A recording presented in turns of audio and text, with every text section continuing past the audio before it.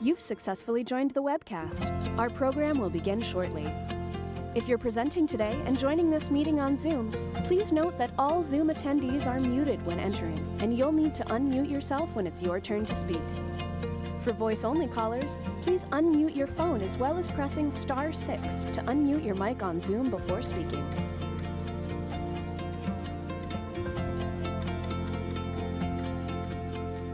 You've successfully joined the webcast. Our program will begin shortly. If you're presenting today and joining this meeting on Zoom, please note that all Zoom attendees are muted when entering, and you'll need to unmute yourself when it's your turn to speak. For voice-only callers, please unmute your phone as well as pressing *6 to unmute your mic on Zoom before speaking.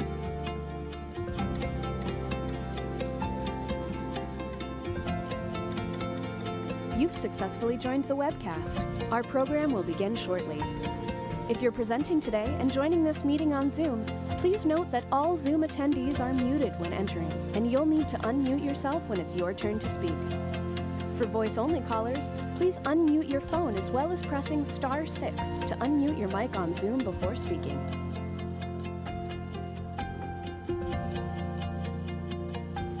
You've successfully joined the webcast. Our program will begin shortly. If you're presenting today and joining this meeting on Zoom, please note that all Zoom attendees are muted when entering, and you'll need to unmute yourself when it's your turn to speak. For voice-only callers, please unmute your phone as well as pressing *6 to unmute your mic on Zoom before speaking.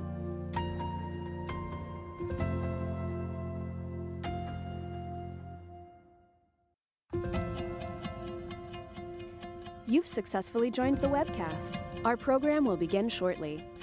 If you're presenting today and joining this meeting on Zoom, please note that all Zoom attendees are muted when entering, and you'll need to unmute yourself when it's your turn to speak. For voice-only callers, please unmute your phone as well as pressing *6 to unmute your mic on Zoom before speaking.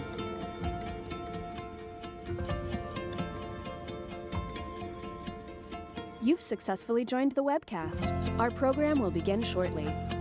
If you're presenting today and joining this meeting on Zoom, please note that all Zoom attendees are muted when entering, and you'll need to unmute yourself when it's your turn to speak. For voice-only callers, please unmute your phone as well as pressing *6 to unmute your mic on Zoom before speaking.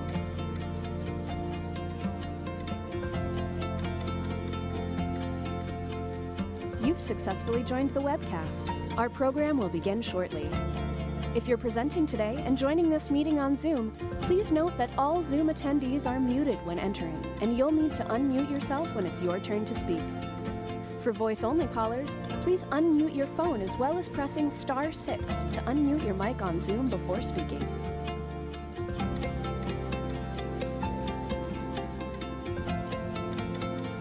You've successfully joined the webcast. Our program will begin shortly. If you're presenting today and joining this meeting on Zoom, please note that all Zoom attendees are muted when entering, and you'll need to unmute yourself when it's your turn to speak. For voice-only callers, please unmute your phone as well as pressing *6 to unmute your mic on Zoom before speaking.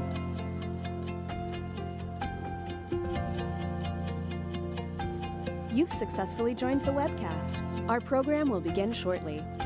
If you're presenting today and joining this meeting on Zoom, please note that all Zoom attendees are muted when entering, and you'll need to unmute yourself when it's your turn to speak.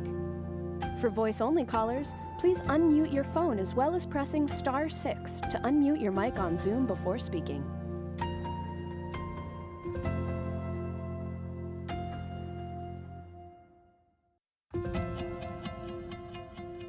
You've successfully joined the webcast. Our program will begin shortly. If you're presenting today and joining this meeting on Zoom, please note that all Zoom attendees are muted when entering, and you'll need to unmute yourself when it's your turn to speak. For voice-only callers, please unmute your phone as well as pressing *6 to unmute your mic on Zoom before speaking.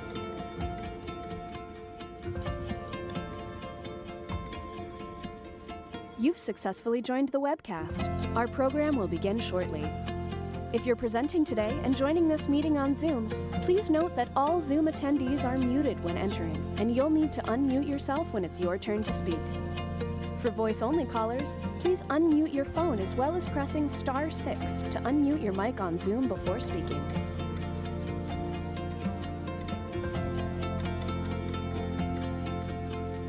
You've successfully joined the webcast. Our program will begin shortly. If you're presenting today and joining this meeting on Zoom, please note that all Zoom attendees are muted when entering, and you'll need to unmute yourself when it's your turn to speak. For voice-only callers, please unmute your phone as well as pressing *6 to unmute your mic on Zoom before speaking.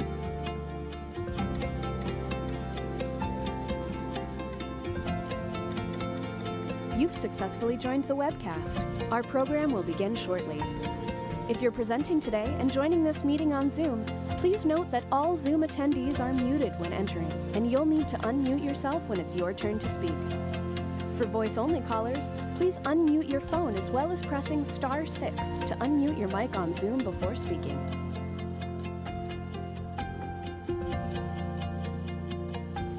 You've successfully joined the webcast. Our program will begin shortly.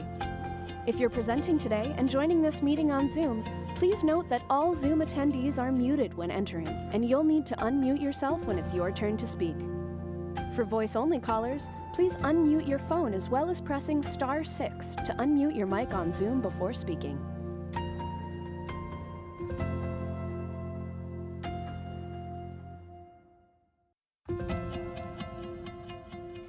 You've successfully joined the webcast. Our program will begin shortly. If you're presenting today and joining this meeting on Zoom, please note that all Zoom attendees are muted when entering, and you'll need to unmute yourself when it's your turn to speak. For voice-only callers, please unmute your phone as well as pressing *6 to unmute your mic on Zoom before speaking.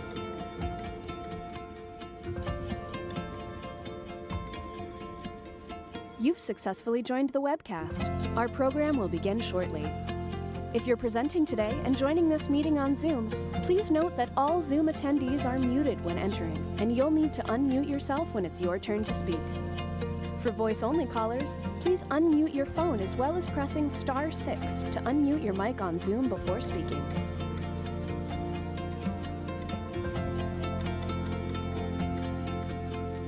You've successfully joined the webcast. Our program will begin shortly.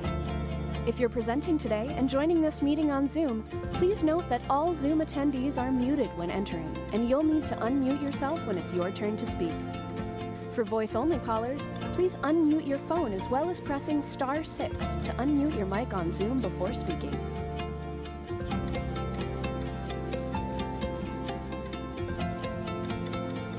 You've successfully joined the webcast. Our program will begin shortly. If you're presenting today and joining this meeting on Zoom, please note that all Zoom attendees are muted when entering, and you'll need to unmute yourself when it's your turn to speak. For voice-only callers, please unmute your phone as well as pressing *6 to unmute your mic on Zoom before speaking.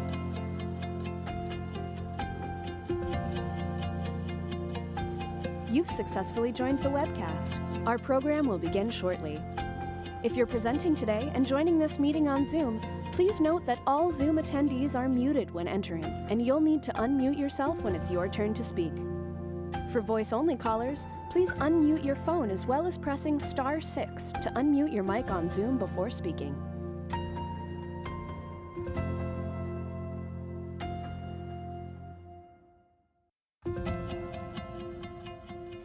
You've successfully joined the webcast. Our program will begin shortly. If you're presenting today and joining this meeting on Zoom, please note that all Zoom attendees are muted when entering, and you'll need to unmute yourself when it's your turn to speak. For voice-only callers, please unmute your phone as well as pressing *6 to unmute your mic on Zoom before speaking.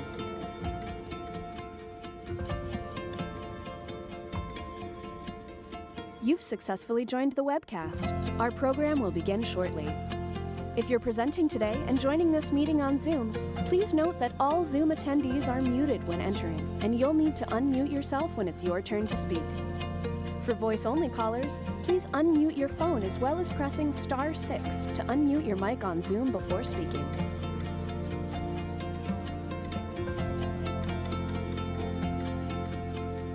You've successfully joined the webcast. Our program will begin shortly.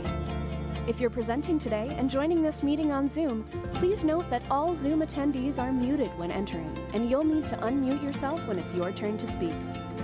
For voice-only callers, please unmute your phone as well as pressing *6 to unmute your mic on Zoom before speaking.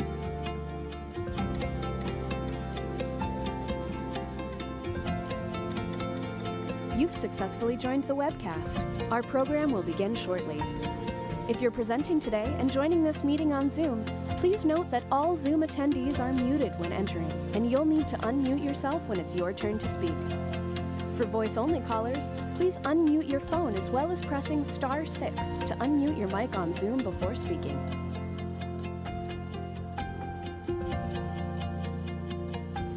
You've successfully joined the webcast. Our program will begin shortly. If you're presenting today and joining this meeting on Zoom, please note that all Zoom attendees are muted when entering, and you'll need to unmute yourself when it's your turn to speak.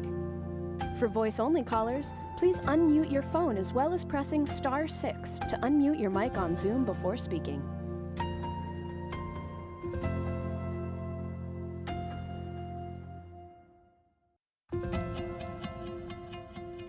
You've successfully joined the webcast. Our program will begin shortly. If you're presenting today and joining this meeting on Zoom, please note that all Zoom attendees are muted when entering, and you'll need to unmute yourself when it's your turn to speak.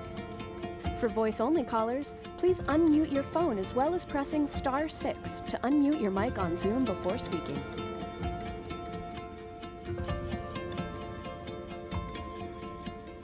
You've successfully joined the webcast. Our program will begin shortly. If you're presenting today and joining this meeting on Zoom, please note that all Zoom attendees are muted when entering, and you'll need to unmute yourself when it's your turn to speak. For voice-only callers, please unmute your phone as well as pressing *6 to unmute your mic on Zoom before speaking.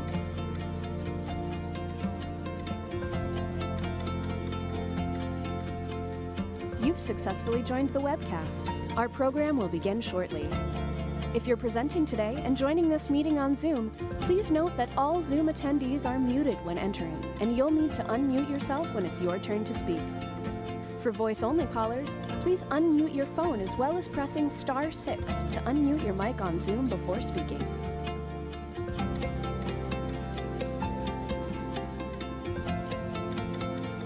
You've successfully joined the webcast. Our program will begin shortly. If you're presenting today and joining this meeting on Zoom, please note that all Zoom attendees are muted when entering, and you'll need to unmute yourself when it's your turn to speak.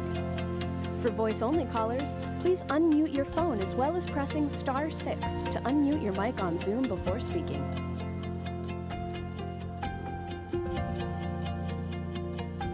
You've successfully joined the webcast. Our program will begin shortly. If you're presenting today and joining this meeting on Zoom, please note that all Zoom attendees are muted when entering, and you'll need to unmute yourself when it's your turn to speak. For voice-only callers, please unmute your phone as well as pressing *6 to unmute your mic on Zoom before speaking.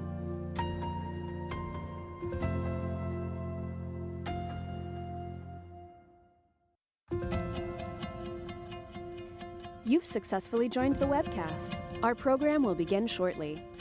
If you're presenting today and joining this meeting on Zoom, please note that all Zoom attendees are muted when entering, and you'll need to unmute yourself when it's your turn to speak. For voice-only callers, please unmute your phone as well as pressing *6 to unmute your mic on Zoom before speaking.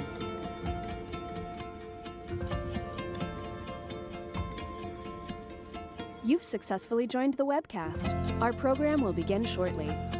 If you're presenting today and joining this meeting on Zoom, please note that all Zoom attendees are muted when entering, and you'll need to unmute yourself when it's your turn to speak.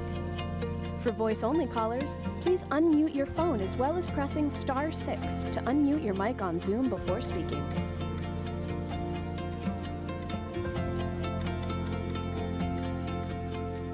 You've successfully joined the webcast. Our program will begin shortly. If you're presenting today and joining this meeting on Zoom, please note that all Zoom attendees are muted when entering, and you'll need to unmute yourself when it's your turn to speak. For voice-only callers, please unmute your phone as well as pressing *6 to unmute your mic on Zoom before speaking.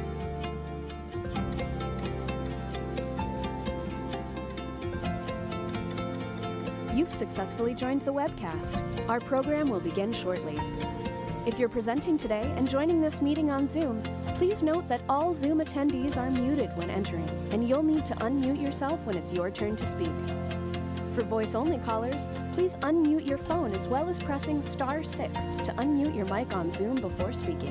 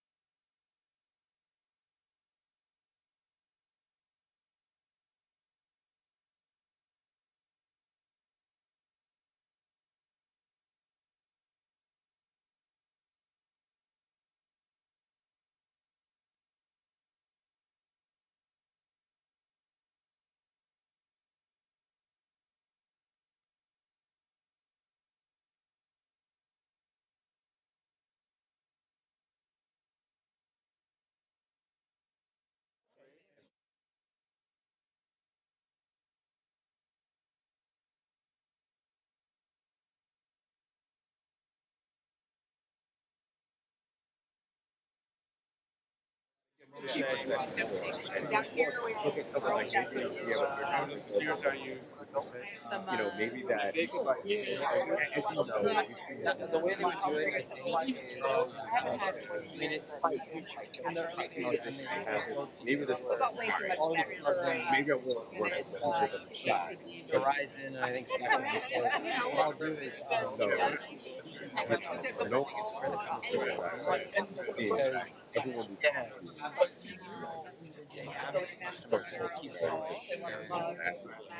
also giving them focus. I was only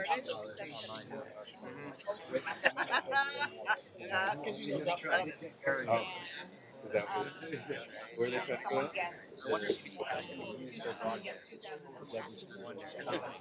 I mean, no, but maybe we should. Okay, yeah, I'll let you. Whatever you gotta do. But I think it's totally. Thank you. Thank you. I think we've been able to get through everything. So I really appreciate all the extra, having this so that we can get through it. What's that? Yeah, but when we got there. It's great though. You've done so much. Just like I've been I can't tell you how, but I feel like that person has bad job. It's like all the volunteer work you've done. They want to do this. Like, remember, there was times you oh my god. I know, that's right. they can figure it out. That's their job. Like, I think we just have to make sure that they know. We are. Yeah, and like we were saying, like, it really is going to be like a statewide thing. Like, once we have some of these changes with our regs and this other stuff, we're not going to use it. Some of these other certifying entities, that's going to be should be a big thing when we do our now. So, Especially air conditioning.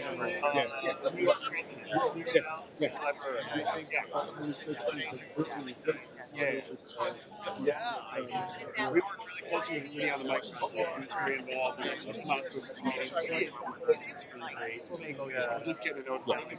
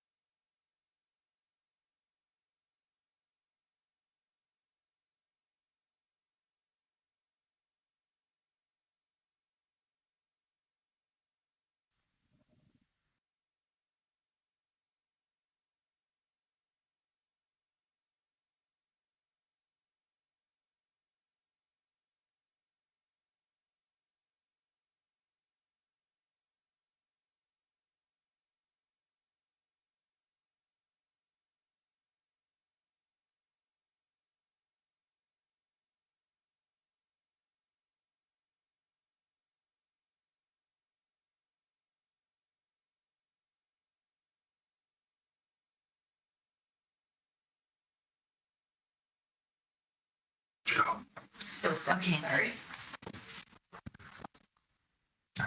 We're good? Yeah, I will, thank you. I'm not seeing New York, though. I can't see that. There you go, there. Yeah. Yeah, all I can see is the conference room. Maybe they're not. So them I'm not seeing. Okay. And I'm not hearing them either.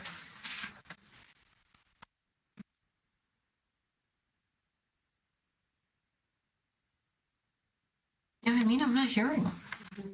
This says 10 participants. Coffee in the border on the agenda. Good morning. Council, for us, the board. For us. Mr. Watkins. Oh, now I can hear you. Francine, can you hear us? Oh, you can hear them now. I can hear you, I can't see you. Okay, you'll be able to. Probably better. Yeah, Eunice is In a here. moment, once we start the meeting. I haven't combed my hair. I can hear you, but I can't see you. Okay, when we Fine, start the let's, meeting, you'll be able to let's see start. us. Sure. You ready? Yeah. We're going live in 5, 4, 3, 2, 1. Thank you. Oh, there we go. We're good. All right, good. Hi, Francine. Hello. We're going to get started. Good morning. My name is Kevin Lohr, and as chair, I now call to order the meeting of the directors of the New York State Urban Development Corporation doing business as Empire State Development for this Thursday, November 20th, 2025. If you're joining us remotely, please keep your phones or screens on mute. And the public was given an opportunity to attend, like they always are, to today's meeting to provide comments on the agenda item. And I do not believe we have any members from the public here with us today. And the public was given an opportunity to comment on the agenda items by submitting their written comments by noon yesterday. And I'll state for the record that no comments were received for any of the items that we will be acting on today.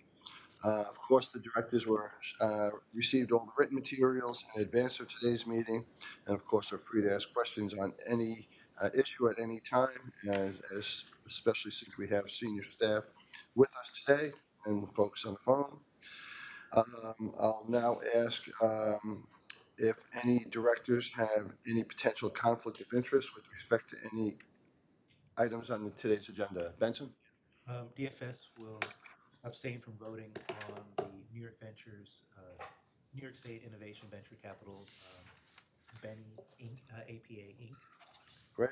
That's number, Roman numeral 5A. Got it, and we'll say that again when we get to that item. Okay, so we'll note those conflicts for the record. Before we get to the agenda, let's first have the board members identify themselves so we can recognize a quorum to conduct business, and then we'll go around the table and have senior staff introduce themselves. So, Rob Simpson, Director. Lorraine Harris, board member. Hope Knight, President CEO. Benson Martin, designee, DFS. Francine? Oh, Francine Del Monte, board member. Great. So I will recognize a quorum. We're able to conduct business. And now, starting with Kevin, we'll ask the senior team to introduce themselves. Good morning, Kevin Eunice. Raymond, Chief of Staff. Jason Clark, Division Minority Women Business Development. Martin Sokolow, EVP Real Estate. Liz Luskin, EVP Small Business and Technology Development. Simone Bethune, Senior Project Manager, Loans and Grants. Karim Mehta, Senior Director, New York Ventures. Joshua Breitbart, Senior Vice President, Connect All. Tony DeLucio, Deputy CFO, Controller. Rick Londo, Chief Financial Officer. Joshua Bloodworth, General Counsel. Edward Sharon, Executive Director of NYSTAR. Right. Thank you. Thank you all. Thank you for being here today. And again, we have a lot of staff on the phone as well. We'll go right to the agenda. Corporate actions, the approval of the minutes from October 23rd, 2025. They've been circulated. I will move it. Rob seconds them. Does anybody have any comments, additions, or revisions? Hearing none. All in favor? Aye. Any opposed? None. The minutes are approved. I'll hand it over to Hope Knight, our President and CEO, for her President's report. Thank you, Kevin, and good morning, directors. The past month has been quite busy at ESD. I've been on the road quite a bit in New York and beyond. I led a global New York trade mission to Toronto and Montreal last month. I also joined Governor Hochul in Puerto Rico for Somos and to celebrate the 10th anniversary of the New York State Office of Trade and Tourism. From there, we traveled to the Dominican Republic, where a declaration of intent was signed between our two governments. And we announced that a global New York trade mission will head to the Dominican Republic next year. And this week, I was in Albany for the 15th annual MWBE Forum. We proudly announced that New York surpassed 30% in state contract utilization for the 5th straight year. A record high of $3.3 billion in contracts were dispersed to MWBE firms in the last fiscal year. That's the result of a lot of hard work and culture that we've built in New York State under Governor Hochul. My thanks to Jenkins and Clark and the entire division for their hard work in organizing another successful forum. Last week, Governor Hochul announced major news for the Capital Region. Regeneron, a global biotech leader, is investing $2 billion in creating at least 1,000 jobs. The company will utilize a more than 1 million square foot facility it purchased from Saratoga Springs, and the project will more than double its manufacturing capacity in New York State. ESD is supporting the project with $35 million in the performance-based Excelsior Jobs program tax credits. This alone is huge news, but the fact that Regeneron was founded in New York State nearly 40 years ago and continues to grow here is a testament to our efforts. We also continue to make strides in our efforts to grow housing, which is vital to our economic development efforts. In the Mid-Hudson region, we celebrated the completion and ribbon cutting for Golden Hill Apartments in Kingston. A vacant site, which was the former Ulster County Jail, was transformed into 164 affordable units supported by the $10 million Mid-Hudson Momentum Fund. This was the first project awarded a grant from the fund to break ground and the first one completed. And so it was 13 months from groundbreaking to ribbon cutting, so kind of amazing, yeah. I was proud to participate in both events, and it was really inspiring to see the success of the project happen so quickly. So in closing, next week is Thanksgiving. I'm grateful for all the work that we do on behalf of New Yorkers at ESD.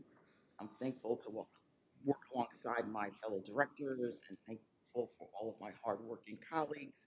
I hope everyone can find some time to relax, reflect, reconnect with family. And remember, if you're out shopping, please remember to support New York's small business community. Happy Thanksgiving to all, and with that, I conclude my presence report. Great, thank you, Hope.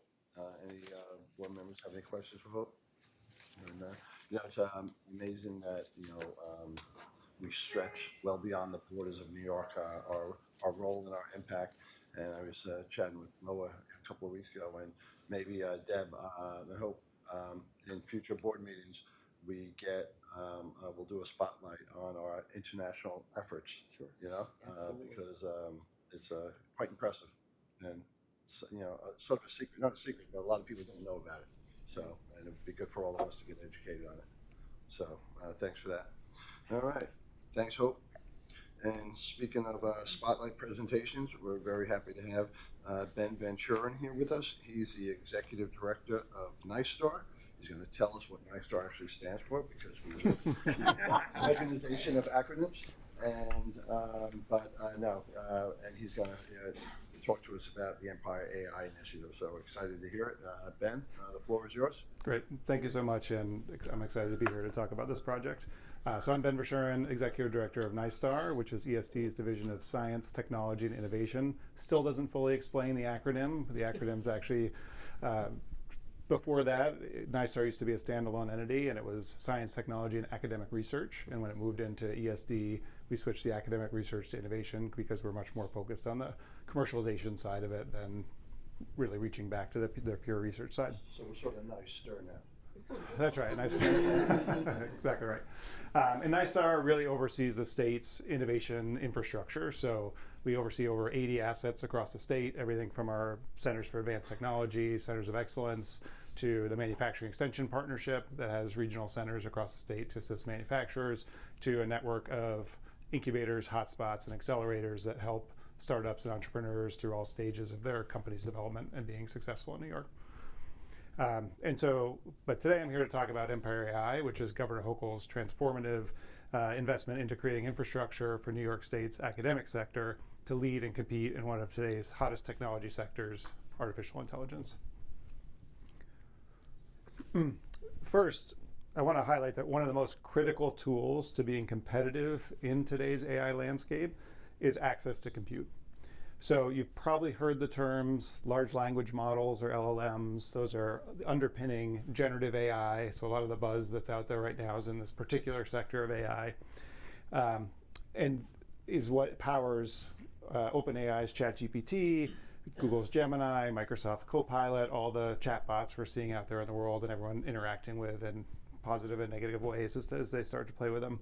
But all of those are built on LLMs. And fundamental to their existence, it's predicated on processing massive amounts of data. So think like the entire internet of data processed by these things to create these models and advance them. And companies, so in the industrial sector, are spending millions to billions, and even in some cases trillions, to build out these compute centers to support continued advancement for years to come of these LLMs and what the future is going to bring.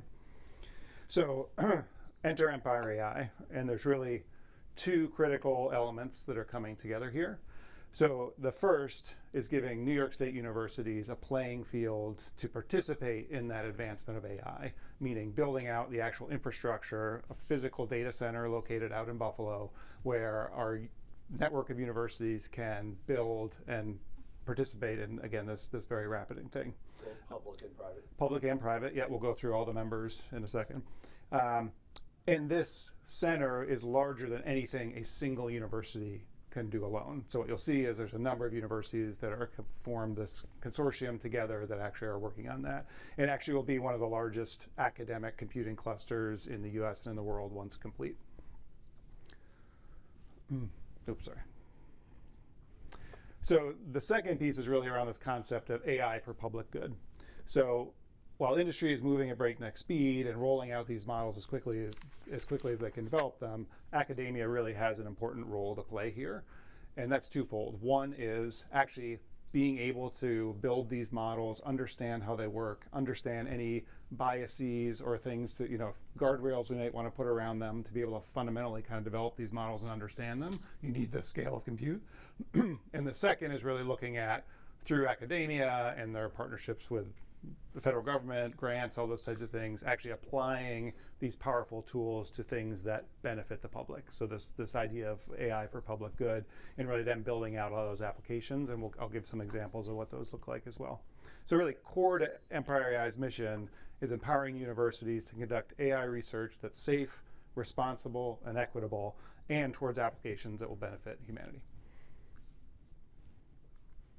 So to your question, here's the current consortium members. So there was, currently there's 9 university partners, as well as participation from the Flatiron Institute, which is part of the Simons Foundation. There were 6 founding members that were SUNY, CUNY, Cornell, Columbia, NYU, and RPI.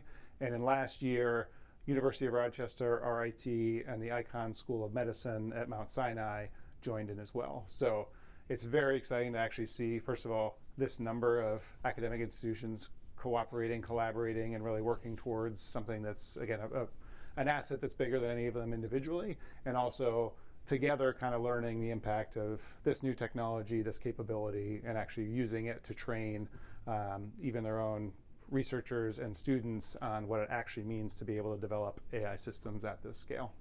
The SUNY participants, are they mostly the university centers, or do you have some other colleges in SUNY as well? Yeah, so I mean the SUNY share opens it up to the entire SUNY network. Main participants at this point are the major university centers, Albany, Buffalo, yeah. Stony Brook. And Stony Brook, of course. Of course. You knew it. Right. So where we are now is actually Empire AI has stood up a standalone 501c3 nonprofit. They have all the protocols and procedures in place to be a functioning entity that the state can grant money to, all those necessary procedures, and have established a board of directors that you'll see here. The board consists of members from all of the partner universities, as well as a number of independent directors, some appointed by the governor, and I have the privilege of serving as Commissioner Knight's designee, as ESD has an advisory seat on the board as well. And then Robert Harrison from Stony Brook is the interim executive director, and they've begun staffing up, they're building out a team, and so have really become quite quickly a very functioning unit to be able to advance this.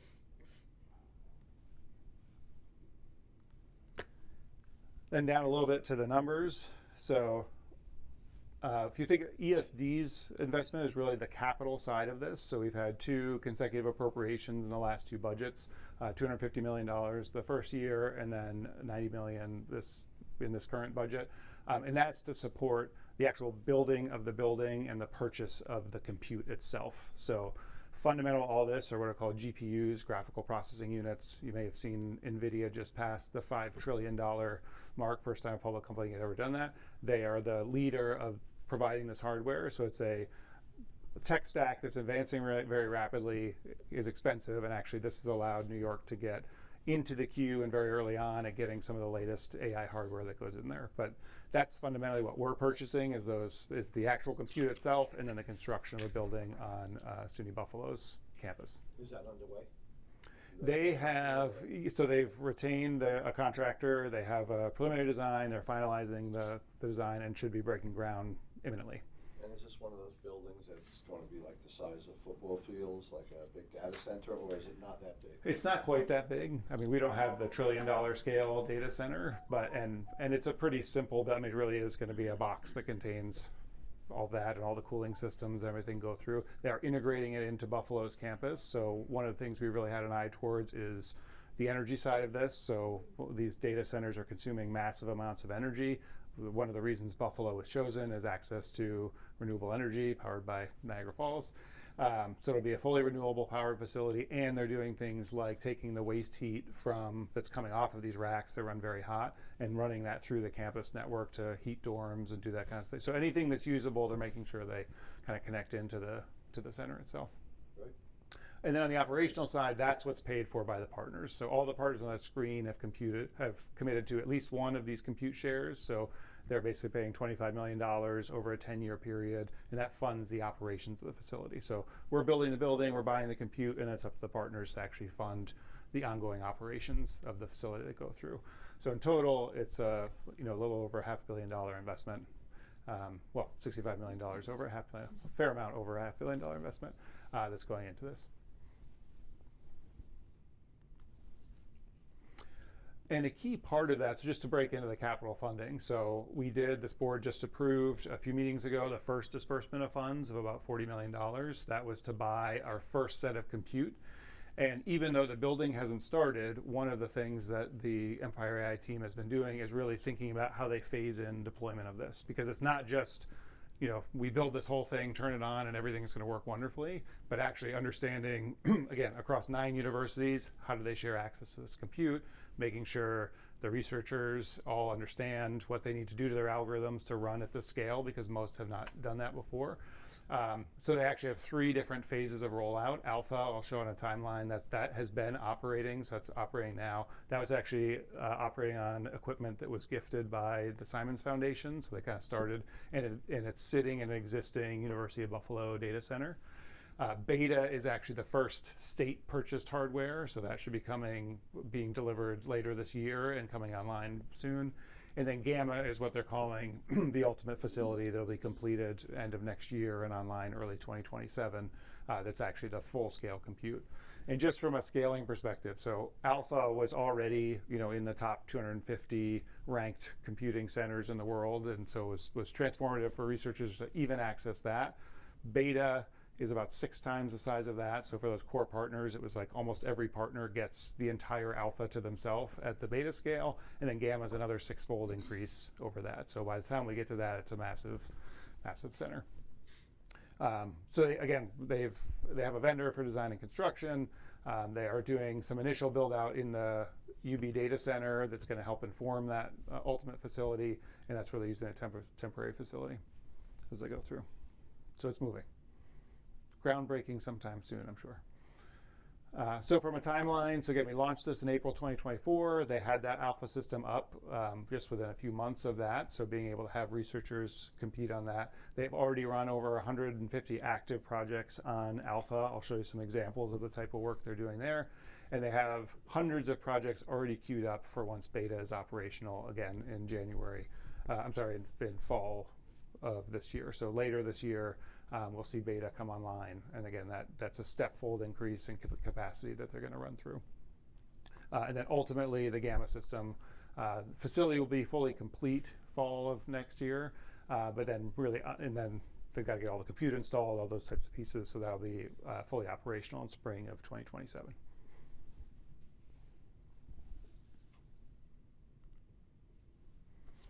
So what are they using this for? So they've actually taken those hundreds of projects they've seen and categorized it into these 6 fundamental areas.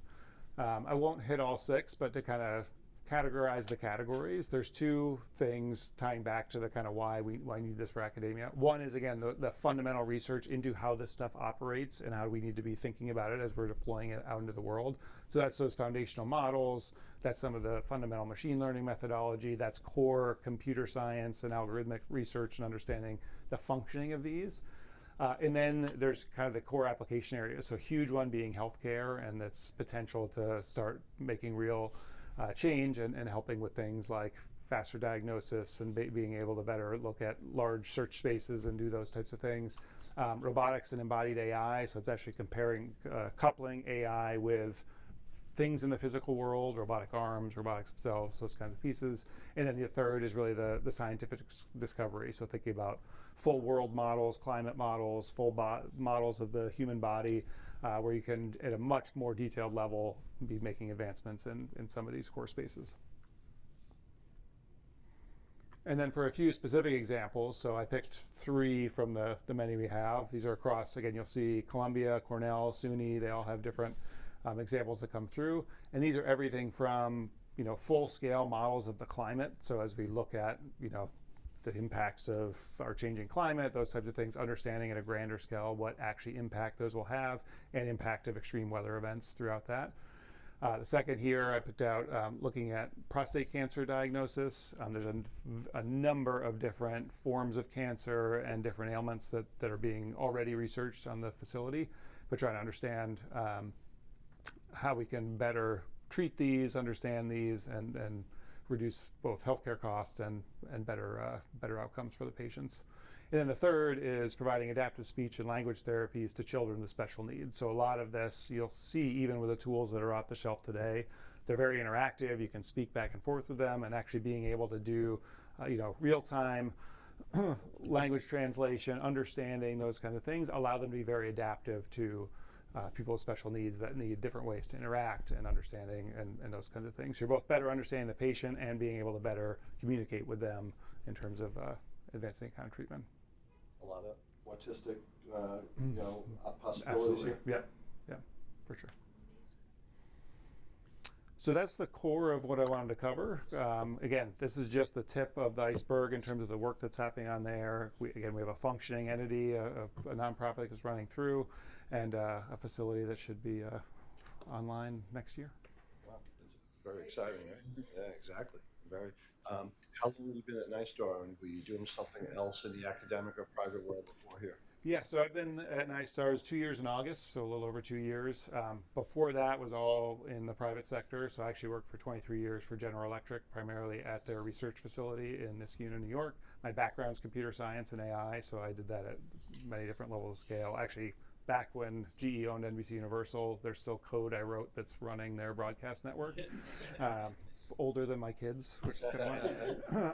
And then I worked for a Fluence Energy, which is a grid-scale energy storage company, for a couple of years before that, and ran their lab. So fully private industry, and then came in to run NYSTAR. And are you based here in New York City or in Albany? I'm in Albany. Yep. Got it. Very neat.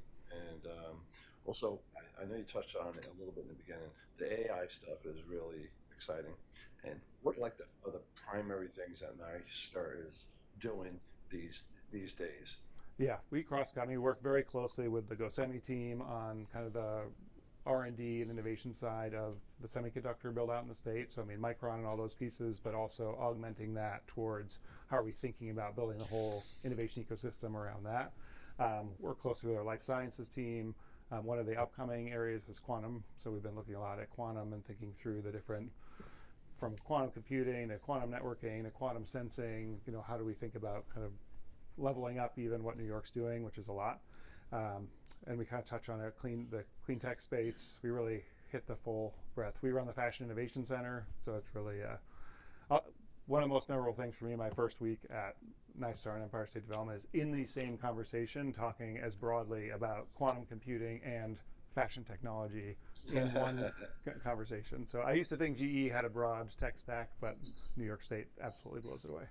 That's pretty cool too. Is there a concern about the grid's capacity to support this AI? AI in general, yes. Yes. We But just in had Buffalo specifically, I just Buffalo. They've really built it into the plan. So both from they have done that research and search to be able to do that. Also, University of Buffalo is building into their campus-wide kind of net zero emissions and all that kind of piece. So they've been doing a lot of that fundamental work up front to make sure for this facility we're doing it responsibly and not a way that's going to overload the grid. reusing the heat. I Yeah. love that. Yeah. It's fabulous. So they're doing a lot there. But there's a concern in general. Oh, for sure. Yeah. So at our innovation summit a couple weeks ago, we had two different speakers who shared the same graphic, which was just for semiconductor and powering the fabs and the data centers. Like we need a 10,000x increase in the efficiency of the chips to not blow out the grid. Now, the promising news is that is the increase we have already seen. So we've made that step change in efficiency to this point, but we need to do it again so that, you know, otherwise we're on a curve that we just won't have enough energy to power, you know, the data centers, the fabs, everything that kind of runs through this. And again, I mean, there's a massive number of chips that are core to this and those kinds of pieces. So, you know, for the scientifically challenged like me, are data centers a component of the global term of AI, or is it separate apart from AI? The Venn diagram helpfully overlap. So I mean, we had data centers before we were doing generative AI. I mean, even for high performance computing, for anything that's basically crunching data numbers, we've had historically data centers. There's things like Amazon Web Services and a lot of those that at their core is access to compute and scale and all those types of things. So, but the growth of them since this generative AI boom in the last couple of years has gone exponential. So we weren't talking about $1 trillion data centers, you know, 5 years ago, and now we are. They're really looking at building out this infrastructure at a speed and scale that is unprecedented. Okay. Last question for you. Do any of your initiatives or programs that NYSTAR oversees, any of it rely on federal funds, and are you threatened with any of the cutbacks into science and research and things, those bad things that are happening down in DC? Yeah, so we have direct and indirect. So we are directly funded by NIST to run the Manufacturing Extension Partnership. So we take that federal investment, we actually match with some state funds, and that runs our 11 MEP centers across the state that help out small and mid-sized manufacturing. That's currently a program that is being cut at the Fed. Energy is around not funding that. They're still back and forth. We're hoping still that it comes back, but that's our most direct impact of that program potentially going away at the federal level. And then a lot of indirect, we work a lot with universities who are under extreme pressure from everything that's being changed there, from international students to grants to everything. So we indirectly hear it a lot from, you know, we rely on those universities for a lot of our programs and those kinds of things. So. Great. Yeah, well, it's fingers crossed on that one. Right. Absolutely. Anybody else have any questions for Ben? All right. Well, Ben, just flag, you know, there was a on Ben's presentation, you saw an April 24 approval of the funding and an August 24 alpha. And I just want to highlight, that's why the governor keeps on coming to ESD, that the work that the team does to quickly deliver these things with the expertise, you know, Steve Golick, Allison Kabir, I'm not sure who else, like, there is a team that's been working on this every day for a very long time, and so I just want to give a shout out to those folks, but also here we are, like we we move things, we get things done. And I just want to flag that as a highlight to why the governor keeps on looking to us to help advance a lot of these priorities. Great, thank you. Great. All right. Well, Thank you.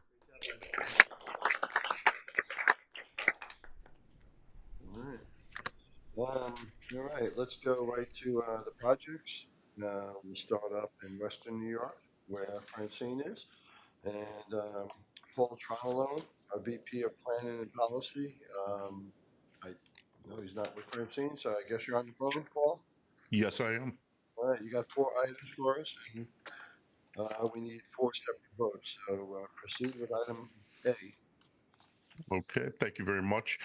For the first item, the directors are asked to approve 2 grants totaling $6,545,000 to the not-for-profit Buffalo and Erie County Industrial Land Development Corporation to be used to relocate early 20th century rail infrastructure to facilitate redevelopment efforts at the former Bethlehem Steel Plant, a 1,000-acre brownfield in Lackawanna, New York, immediately south of the city of Buffalo. The grantee has been gradually repurposing portions of the site, now totaling roughly 240 acres, into the Renaissance Commerce Park. The rail relocation work will result in repurposing an additional 42 acres of land to expand the Commerce Park.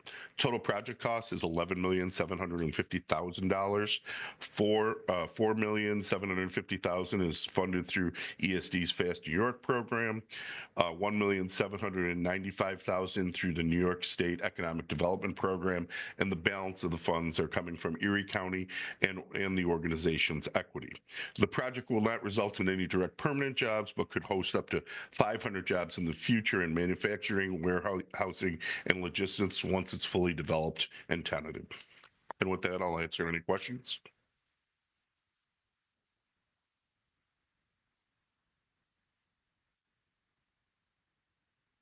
All in favor? Aye.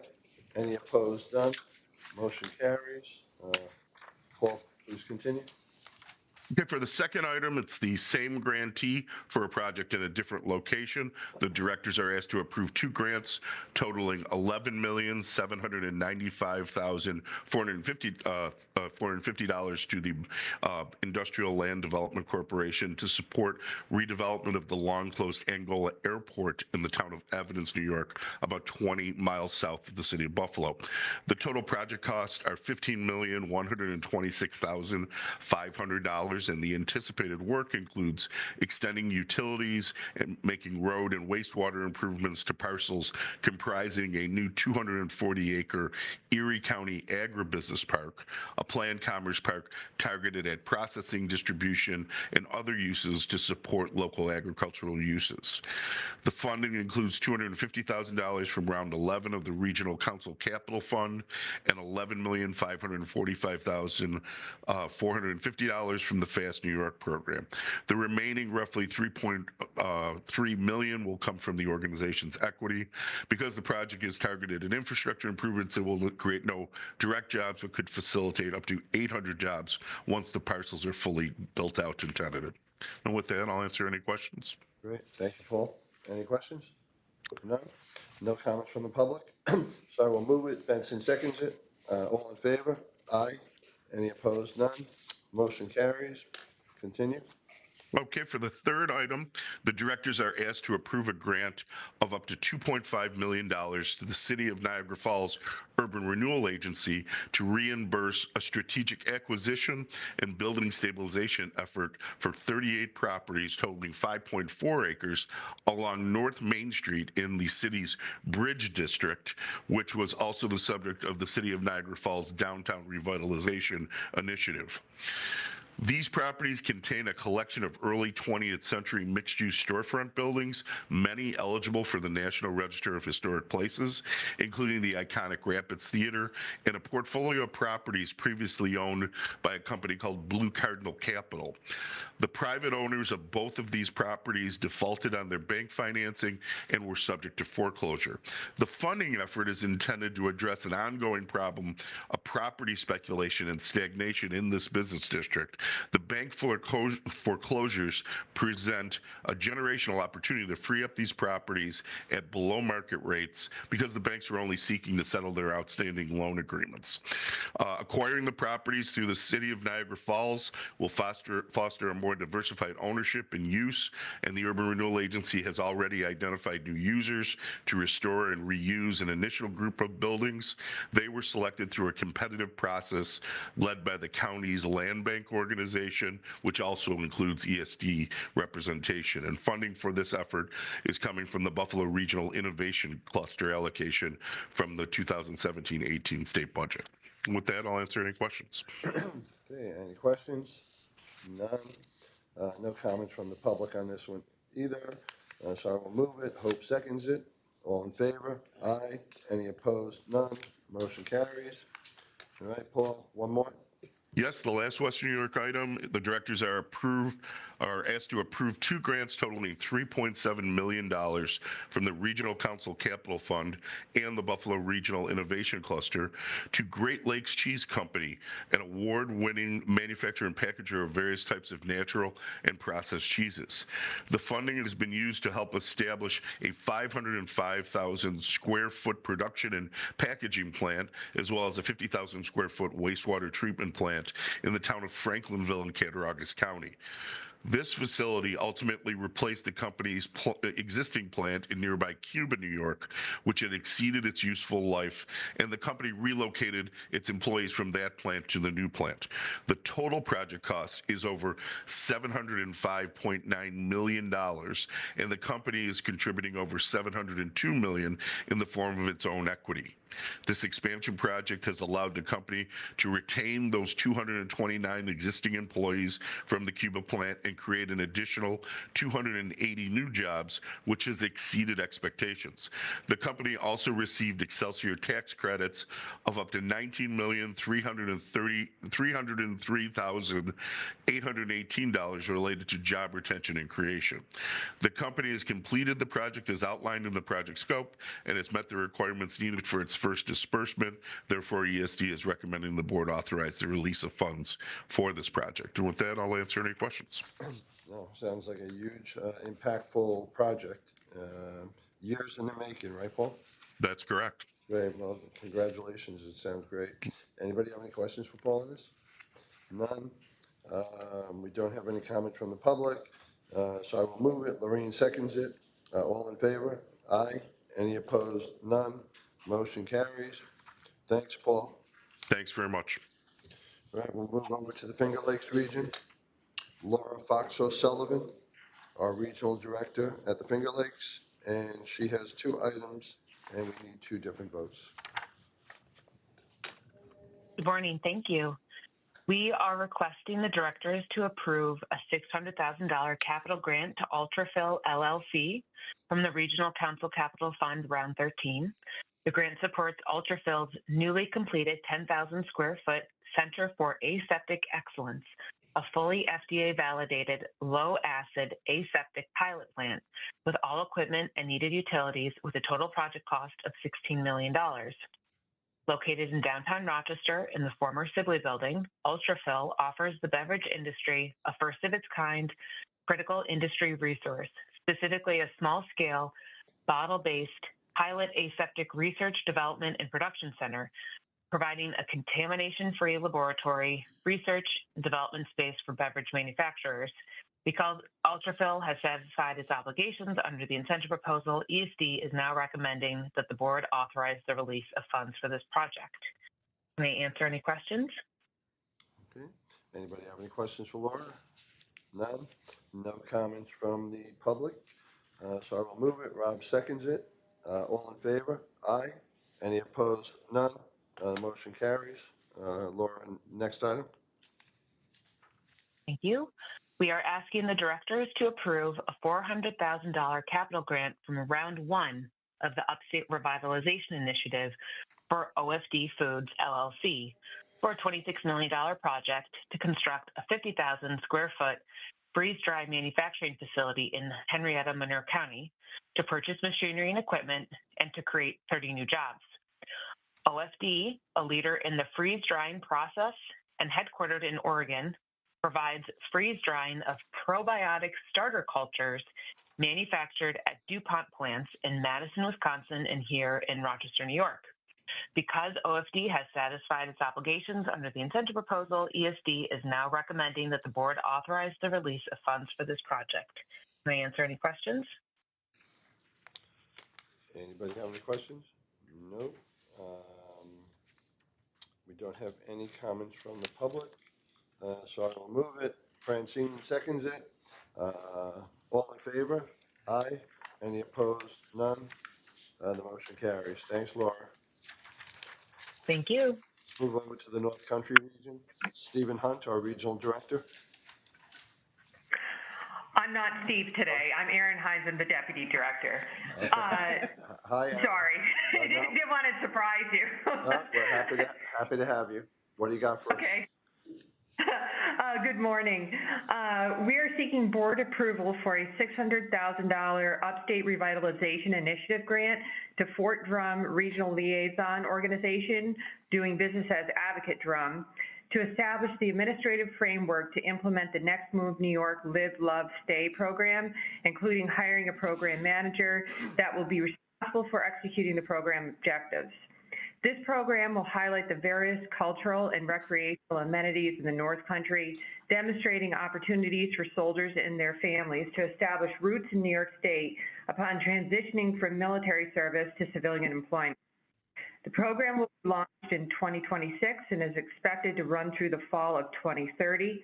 The project is consistent with the NCREDC Next Move New York initiative to build the most robust transitioning soldier and spouse retention workforce pipeline in the country. We are now seeking board approval on this item, and I would be happy to answer any questions. All right. Anybody have any questions for Erin? No, we don't have any comments from the public. Rich, is this another term that you came up with? Live, love, stay. You guys are very creative with both acronyms and Work, play, all kinds of combinations of business and tourism. I like it. It works. Yeah, good job. All right. So I will move it. Benson seconds it. All in favor? Aye. Any opposed? None. Motion carries. And if I didn't say it, we didn't have any comments from the public on that item either. Okay, let's move over to Long Island region. Kara Longworth, our VP and Regional Director for ESD's Long Island region. Good morning, directors. Good morning, Chairman. We're asking the directors this morning to approve a regional council capital grant of up to $1 million to the town of Islip to pay for a portion of the cost of renovations and upgrades to the main terminal at MacArthur Airport, which is in Suffolk County. The total project cost was just over $12,300,000. This project was a round 9 priority project for the regional council, as it was consistent with the council's strategy to support tourism in the region. MacArthur Airport is owned by the town of Islip. It's the region's commercial airport and serves 1.6 million passengers annually. It has 6 airline carriers and provides service to 17 destinations. This project included replacing the roof, the vestibule doors, and the baggage claim carousels. These improvements increased the safety and operational efficiency of the airport. The project was complete in January of 25 and it's ready for disbursement. Happy to answer any questions. Anybody have any questions for Kara? We don't have any comments from the public, so I will move it. Hope seconds it. All in favor? Aye. Any opposed? None. Motion carries. Thanks, Kara. All right. Thank you. We have Simone Bethune with us today. She's our Senior Project Manager and Coordinator of Projects, Loans and Grants, and she always has multiple projects for us to consider. Thanks, Simone. Thank you, Mr. Chairman. Good morning to everyone. For the first item, the directors are requested to authorize a $1,724,000 Round 8 Restore New York Award to the County of Lewis in the North Country region for rehabilitation and asbestos abatement of an 8,150 square foot vacant Lyons Falls Elementary School. The school will become a mixed-use, multi-tenant commercial and residential facility, and once complete, the space will feature 16,300 square feet, totaling 2 commercial spaces and 20 new market rate apartments. The county will contribute equity of approximately $500,000 into the $4 million project. For the second item, we're requesting directors' approval for a $2 million Round 7 grant to the village of Saranac Lake in the North Country region.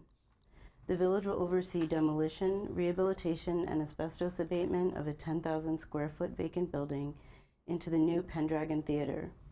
The Pendragon Theater Company, which has operated for over 40 years, will use its new home to continue offering year-round productions in the Adirondacks, making use of a refurbished 120 seating capacity and an expansive lobby with concessions and box office rooms. The project cost will total $11.5 million, with an equity contribution made by the property owners of $4.5 million.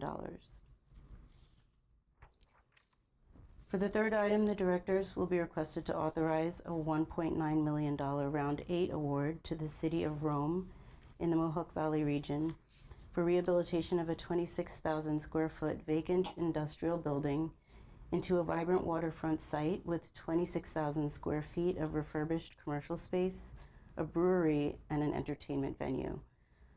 The project is expected to be complete in August 2026 at a cost of $2.3 million and an equity contribution from the developer of approximately $200,000. And finally, we're requesting director's approval for a $1.5 million Round 6 grant to the village of Nelliston in the Mohawk Valley region for renovations to a 4,000 square foot school into a daycare center. Design for the project was complete in summer 2025, and the construction portion of the project is scheduled to begin this month, with completion in July 2026. Rehabilitation will include replacing and updating plumbing, electric, heating, and cooling systems to the building, along with upgrades to safety features. Total project costs are estimated to be $2.5 million, with an equity contribution of approximately $300,000 from the village. And I can take any questions. Anybody have any questions for Simone in any of these? No, we don't have any comments from the public either, so I will move it. Lorraine seconds it. All in favor? Aye. Any opposed? None. Motion carries. Simone, continue. Okay. Moving on to the at the direction of grants, which refer to commitments listed in the New York State budget that originate from the governor, the New York State Assembly, or Senate. ESD is named to administer the funding but does not select the recipients of funding. For the first item, we're requesting approval of a fiscal year 2025-26 $300,000 appropriation made up of $120,600 from the Assembly and $179,400 from the New York State Senate to the Troy Savings Bank Music Hall. Built by the Troy Savings Bank as a gift to the community in 1875, the Music Hall serves a well-known performance space and cultural anchor in the Capital Region, averaging 50,000 visitors yearly. The funds are being made available from the Local Assistance Alive Downtowns program, which helps theaters recover from the downturn they experienced due to the COVID pandemic. Funds to the Music Hall will be made available through March 2026. For the second item, we're seeking director's modification of a previously approved grant to the Hip Hop Museum for the first museum in the world dedicated to the preservation and celebration of hip hop history and culture. ESD's Board of Directors previously approved $21 million to be funded from the Special Capital Appropriation Fund at the direction of the Executive Chamber. The board is now being asked to modify the previous project plan to include an additional $20 million fiscal year 2025-26 special capital appropriation, also being made available at the direction of the Executive Chamber for a total funding to the museum of $41 million. The Hip Hop Museum will build a 52,000 square foot state-of-the-art cultural institution occupying the first 2 floors of Bronx Point, an expansive mixed-use development spanning approximately 530,000 square feet along the Harlem River waterfront, which will include 540 units of permanently affordable housing and 2.8 acres of open space. Construction began in Q2 of 2025, and the project is expected to be fully complete in Q3 2026. Thank you. Well, thank you, Simone. Anybody have any questions for Simone on either of these? All right, no comments from the public, so I will move it. Rob seconds it. All in favor? Aye. Any opposed? None. Motion carries. Thanks, Simone. Thank you. Also with us in person, we have Joshua Breitbart. He's our Senior VP for Connect All. He has an item for us. Thank you, Chair, President Knight, members of the board, for the opportunity to bring this matter to you today. The Connect All office requests that the directors authorize 4 grant awards and corresponding general project plans through the Affordable Housing Connectivity Program, which is funded under the U.S. Treasury Department's Capital Projects Fund. These projects will deliver broadband service to low-income households for $10 per month, and with 1 gigabit symmetrical service available for $30 per month with no rate increase through 2034 over new infrastructure. There are 4 projects. The first item for your consideration today, Connect All seeks approval to enter into a grant agreement with Flume Internet Inc. for an amount not to exceed $4,263,800 to deliver affordable broadband to over 3,300 households in public and affordable housing in the city of Buffalo and Erie County. We are also asking the board to approve 3 awards to affiliates of Community Broadband Networks of America, namely CBN Geneva LLC, for an amount not to exceed $354,958.33 to deliver affordable broadband to 387 households in Ontario and Seneca counties. CBN AHP Syracuse LLC for an amount not to exceed $2,640,791.18 to deliver affordable broadband to 1,385 households in Onondaga and Oswego counties. And lastly, CBN Lower Hudson LLC for an amount not to exceed $928,660.61 to deliver affordable broadband to 709 households in Westchester and Rockland counties. With these awards, the board will have approved $14,945,083.12 in total for this program, with additional projects totaling approximately $17.5 million on track for upcoming board meetings. Thank you, and happy to take any questions. Great. And Josh, what were the 2 thresholds for the monthly bills for the 2 different tiers? So for broadband service, which is generally 100 megabits per second in download and 20 megabits per second upload, that's $10 per month. And the gigabit speed service, that's 1,000 megabits per second, which is basically as fast as anybody can get in the market. That's locked in at $30 per month. And the residents will pay Bloom or the community broadband directly for that? They'll pay them directly, so which also means those companies are motivated to get those subscribers in place. So we picked companies and we incentivize them to make sure that these consumers know about the service and they get successful service delivery. And is this more an issue of cost? So like in these communities that were proven, do they not have a Cablevision or a cellular phone network that provides these services, or that they do and they're very expensive, and what we're proposing is going to be more affordable for these communities? It's generally a question of affordability as well as reliability and competition. So it improves the service quality for those households. It lowers the cost for those households. And in most cases, it's delivering a new service option to the market generally.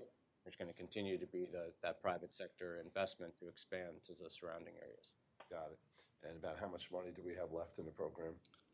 We have, under the federal award, we have about $17.5 million, and then we're going to look to continue the program through other means. Good. And as far as we know, again, the question I asked Ben before, any talk of federal clawbacks or cutbacks or reductions? Nothing associated with this funding at this time. Great. So with it, we are on track with this funding. Great to hear. Yeah. All right. Anybody else have any questions for Joshua? All right. We don't have any comments from the public either, so I will move it. Benson seconds it.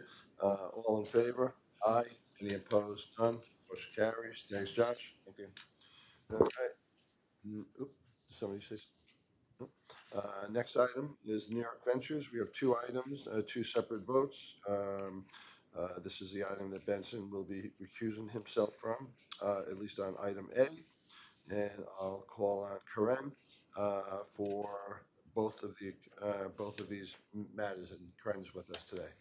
Thank you, and good morning. So we're seeking board approval for an investment of up to $500,000 in Benny's $2.5 million seed round. New York Ventures invested $250,000 in its last round, bringing our total invested amount to $750,000. Benny is a fintech helping low-income households, specifically those on SNAP and EBT, stretch their grocery budgets and access modern financial tools. The Benny app lets users link their EBT cards, get cash back from CPG brands, and earn rewards on everyday spending with the new Benny Visa card. Since our investment last year in February, the company has built the product, grew its user base, and secured USDA approval to process SNAP payments online, and signed numerous national brand campaigns, and are now preparing to roll out that Benny Visa card nationwide. Proceeds from this round will be used on team, product, and marketing. As part of the due diligence process, the New York Ventures staff and the External Investment Advisory Committee, or IAC, evaluated the company's plans in terms of the investment. The staff and the IAC agree that the market opportunity and growth potential offered by this company warrants an investment by New York Ventures and recommend its approval. And does this sort of like eliminate the need for folks to go coupon clip in, and this fintech tool will help find them the best deals and the best buys on household food and products? In a way, yes.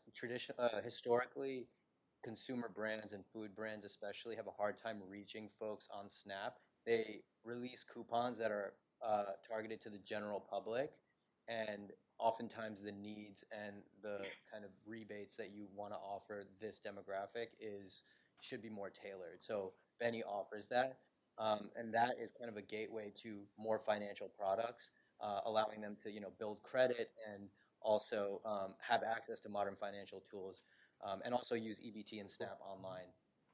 They also work with merchants to enable them to process SNAP payments as well. Very neat. Yeah. Very neat. Sounds cool. And hopefully work with programs like Connect All to share knowledge about different programs that are tailored to these folks, because folks on SNAP also qualify for Connect All. Very neat. Very neat. Anybody have any questions for Corinne? No, I don't have any comments from the public, so I will move it. Francine seconds it. All in favor? Aye. Any opposed? None. The motion carries. Excuse me. All right, Corinne, you got one more item for me? Yep. So we're looking for approval for investment of up to $500,000 in Onco Precision. The New York Ventures team has previously invested $1,050,000 over 2 rounds. With this investment, it brings our total invested amount to $1,550,000. Onco Precision is a biotech company developing novel antibody-based therapies that leverage its high-throughput technology based on patient samples and computational models. It was initially founded in Argentina, but moved its headquarters to New York City in 2022, where it continues to build its team.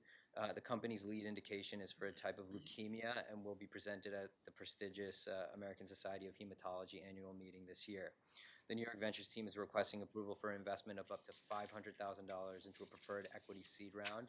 Proceeds from this round financing will be used for working capital and to develop the company's product pipeline. And the evaluation of this investment has followed the same due diligence process as the previous deal, and we recommend its approval. Thank you, Corinne. Anybody have any questions? None? No comments from the public, so I will move it. Rob seconds it. All in favor? Aye. Any opposed? None? The motion carries. Thanks, Corinne. Thank you. All right. Last on the agenda today, we have Doug Janice, our Senior Counsel for Corporate and Real Estate, and we have the administrative actions. Doug, you there? We got here so quickly, he was maybe caught up. But last time I think we had microphone issues with Doug, right? Was it Doug? We'll check with him in a moment. Oh, that was it, Doug. Yeah, yes, yes. Sorry, give us one moment.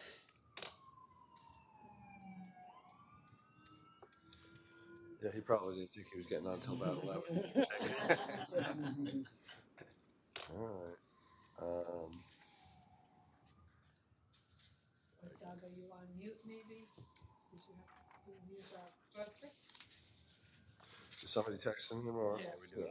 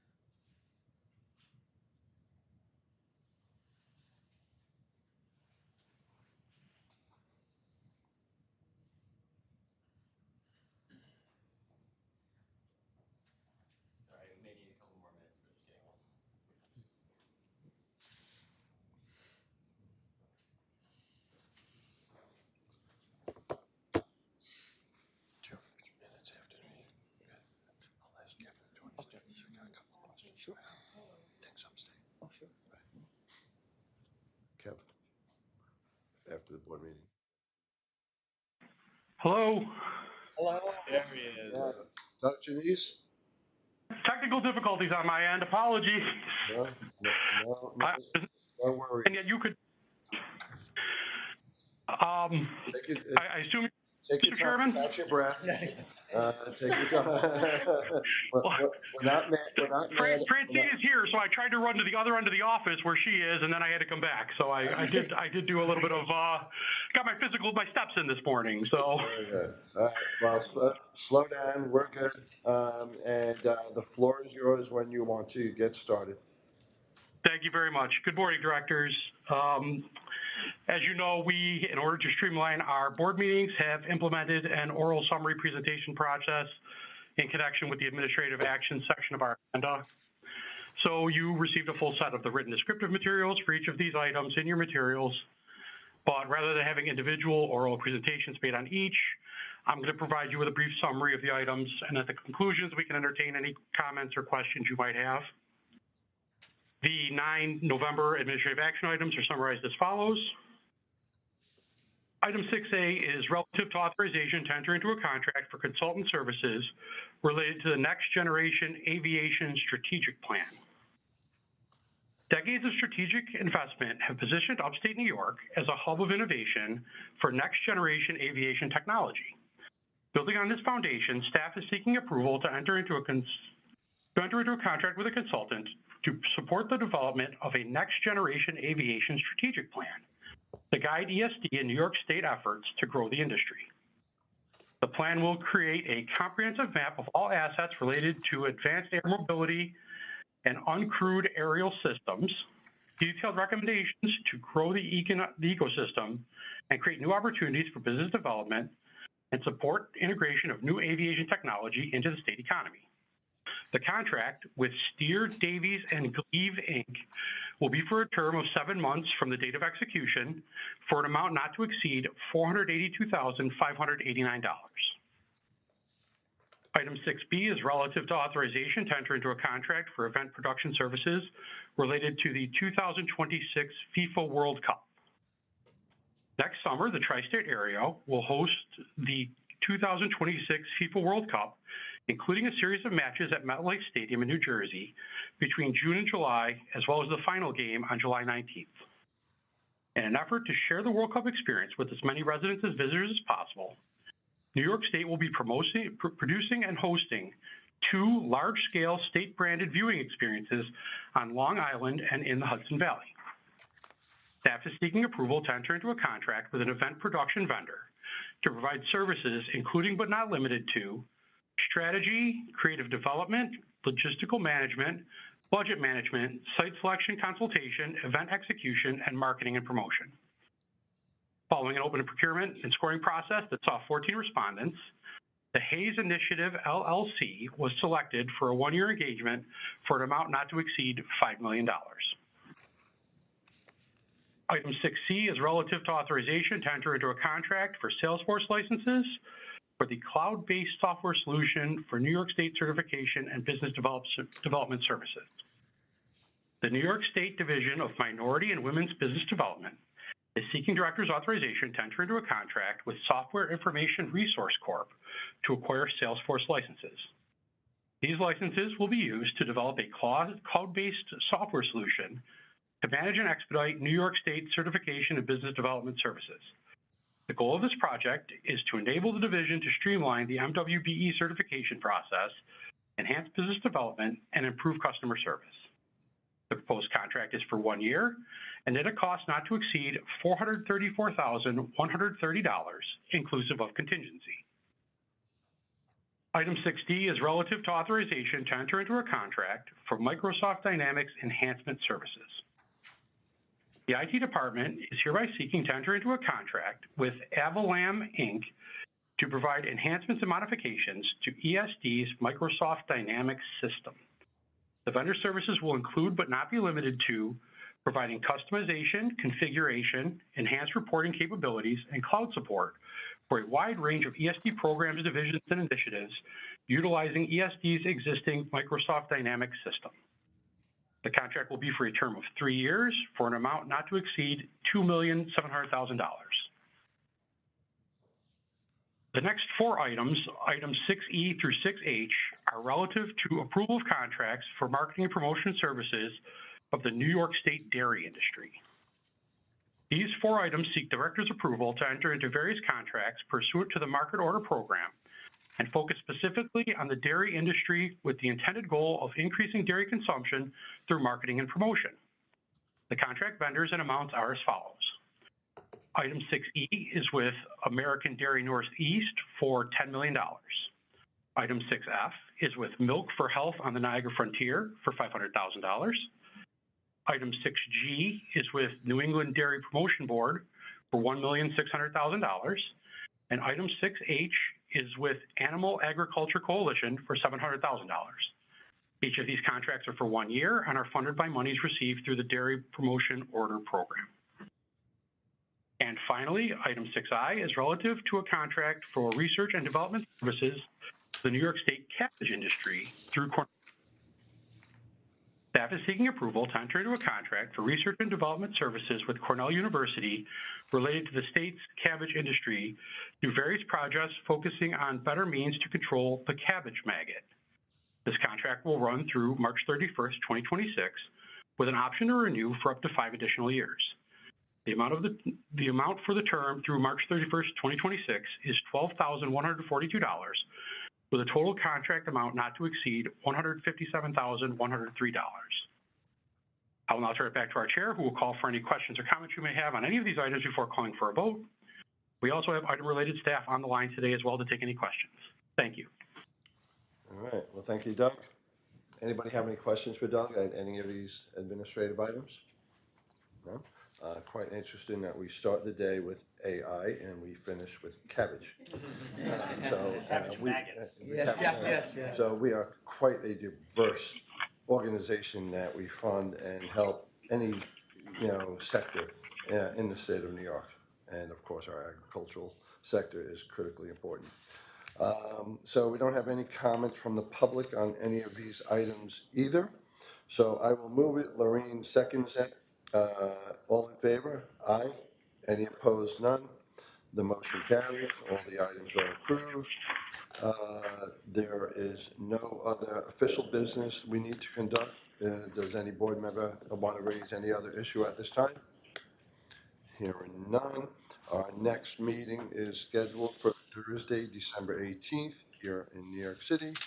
And so, like Hope said before, I want to wish you and your family and loved ones a very happy Thanksgiving.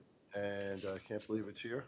And but again, healthy and a safe one. And I will move to adjourn. Benson seconds it. All in favor? Aye. Thank you all. We're done. All right.